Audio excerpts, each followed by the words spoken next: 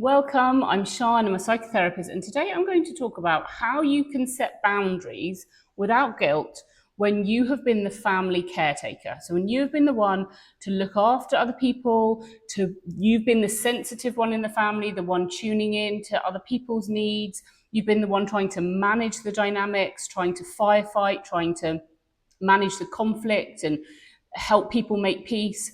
But now you recognize that the dysfunction in the family is significant and it's affecting you, and you want to heal, and you are just really starting to see very clearly that it's no longer sustainable for you, and that therefore you need to be able to set boundaries without spending weeks afterwards feeling terrible, without really it being an emotional labor each time you're setting a boundary with a family member. Because, of course, as much as you might want to change, that doesn't mean that your family members are wanting to change, are aware of the need to change.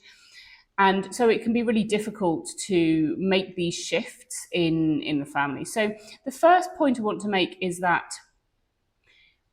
feeling guilty does not mean that you're doing something wrong. It just means that you're doing something new. And it's really quite a challenge, quite a task to be disrupting family dynamics and trying to reshape them, well, actually, you're not reshaping the dynamics, that might happen as a result, but what you're doing is you're reshaping and relearning how you want to be in these relationships, how you want to show up in the family. But, you're kind of talking about making changes within a family system that may have been dysfunctional for a really long time, maybe long before the generations that you're dealing with right now. Probably a lot of the dysfunctional patterns you experience in your family now have come from great grandparents and before even. So there are a lot of really embedded trauma patterns. And therefore, the guilt is absolutely not a sign that you shouldn't be doing it anymore. It's just a sign that it's difficult and that you're doing something really brave. And as I say, doing something brand new. So let's just try not to kind of take emotions and run with them and assume that they mean something more than they do. If you've been in this kind of dysfunctional family for a while, you might also be quite familiar with guilt. That often shows up quite heavily. Guilt is a really effective way to control other people. And so you may well have experienced a childhood where you were made to feel guilty quite easily, maybe quite a lot of the time. And so therefore this is going to be a sort of natural emotional space for you to go to. But it doesn't mean that you're doing anything wrong.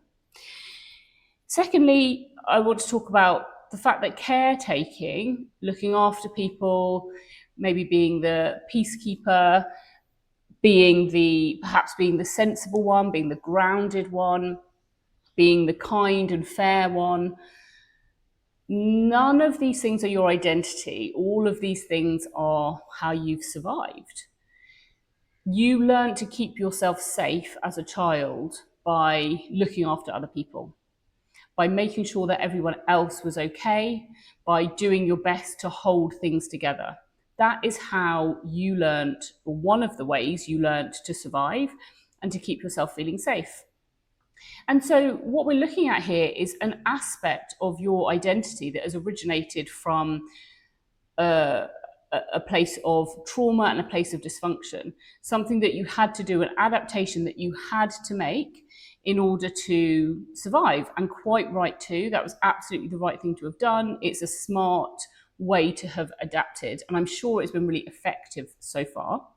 Now we know it's not that effective anymore because you're needing to set more boundaries, and that is becoming increasingly difficult. But this is not who you are, and you are absolutely worthy of love as you are, without being helpful, without being useful, without being kind, without being the one to put everyone else before yourself.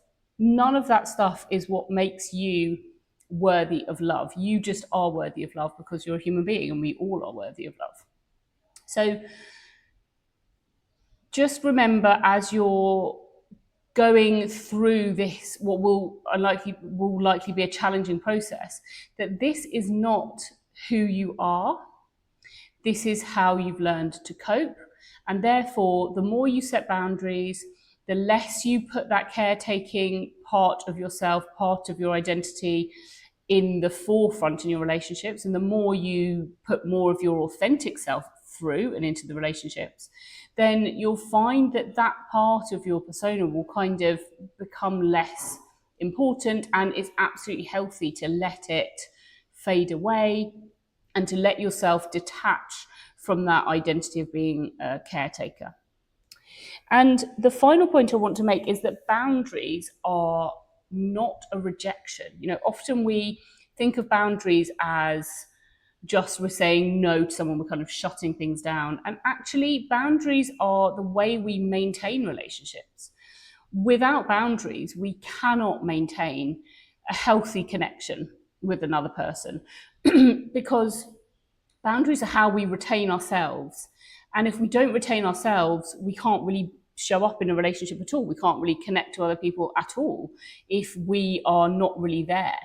So boundaries are what helps us to be ourselves in a safe and sustainable way. So when you're setting a boundary, when you're saying, no, I can't help you with that, or that isn't okay to talk about, or I'm not willing to discuss that, or I'm not going to be able to do that for you anymore, or when you're just choosing to remove yourself maybe, or you're choosing to not spend hours trying to problem solve someone else's issues, as you're doing all of these things, this is you trying to maintain the relationship with that person. It doesn't mean that they will see it that way, but that is what's happening.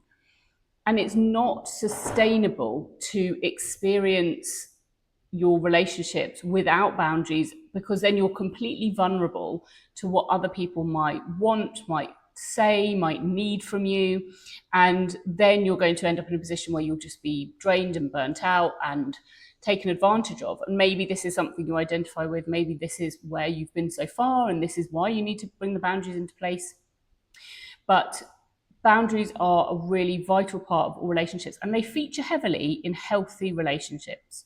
You may have been brought up to think differently. You may have been brought up in an enmeshed family or a codependent family where you were told that everyone should know everything about everyone else's lives. Everybody has a say in everybody else's lives. Nothing is reserved just for you. The group matters more than the individual. These are all really codependent messages. So if you found yourself in that kind of a family environment, then it might take a while to really get on board with the idea that boundaries are healthy. And in healthy relationships, this happens naturally, right? We kind of go back and forth between each other saying what's okay, what's not okay. We say, no, I can't do that. No, that's above my limit. No, I don't have the capacity for that. I'm going to kind of bow out for now, whatever it might be. And it's not taken with offense in generally healthy relationships. And that is what makes these relationships last, makes them sustainable, makes them mutually beneficial. So your attempts to set boundaries are absolutely valid and important, and anybody who is not able to really understand it in that way, that's because of their own issues, which of course you cannot do anything about. So I hope that has been helpful, just to think a bit about boundaries. It is a big topic, this, and it's not a kind of one and done thing. You can set a successful boundary one time and then it won't work the next time, and then the same method is effective for a little bit with some family members and then not with others, and so on. So it's a complex thing. So just be kind of patient with yourself, really, patient with the process, and drop below in the comments anything specific you'd want me to address in other videos or episodes. And yeah, take care of yourself. Goodbye.